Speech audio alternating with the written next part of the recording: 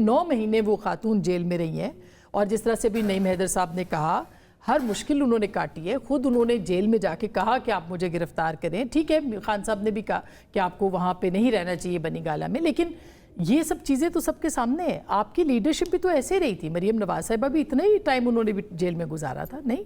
फिर जब रिहा होते तो फिर कहते हैं मुफाहमत हो गई। आपने डील कितनी मैंने जबरदस्त तो की है। अभी तक कोई बात नहीं की इस वजह से। नहीं, आपकी बात नहीं कर रही, मैं खुद की बात कर रही हूँ। जी अच्छा, मुझे तो पता नहीं चल रहा कि क्या सही है क्या गलत है। अब मुझे समझ नहीं आती। मैं गौहर एजाज वो साहब की, बैरिस्टर गौहर साहब की बात मानूं जो कह रहे थे कि अब जो तरमीम है और जो मुसव्वदा है वो काबिल कबूल है। और भी हमारे दोस्त PTI के रहनुमा जो हैं उन्होंने मुख्तलिफ प्रोग्राम्स में कहा कि मुसव्वदे पे तो अब बात हो सकती है, जो मौलाना वाला मुसव्वदा जो बाद में वोट हुआ है। मुझे नहीं पता चला मैं ज़ैन कुरैशी साहब की बात मानूं या इनकी बात मानूं जो ज़ैन कुरैशी साहब पे इल्ज़ाम लगा रहे थे। कुछ पता नहीं चलता।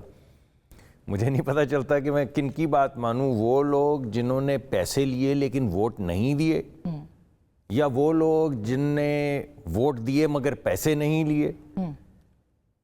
उनकी खान साहब की बहनें और उनकी ज़ौजा जो है वो मोहतरम है, तो मैं बेगम साहिबा या बहनों पे तो कोई बात नहीं करूँगा। चीफ मिनिस्टर साहब की बात माने जो वो गिरबान चाक किए, वो पटका गले में डाल के आते हैं सरहद तक, फिर गुम जाते हैं, फिर पता नहीं चलता। फिर वो KP हाउस में मिल जाते, फिर गुम जाते हैं, फिर वो नमूदार हो जाते हैं। कुछ समझ आती है आपको?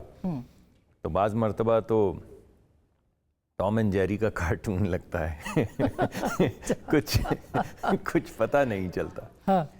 उनकी जमानत हुई है, अदालत ने उनको जमानत दी है, भले से कहीं भी रहें, अपने घर चली जाएं। मगर आपको लगता है कि कोई मुफाहमत नहीं है?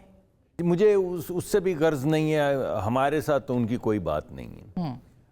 उन्होंने कोई अदालतों से मुफाहमत की है तो मुझे नहीं मालूम। अदालतें मुफाहमत करनी तो नहीं चाहिए उनको।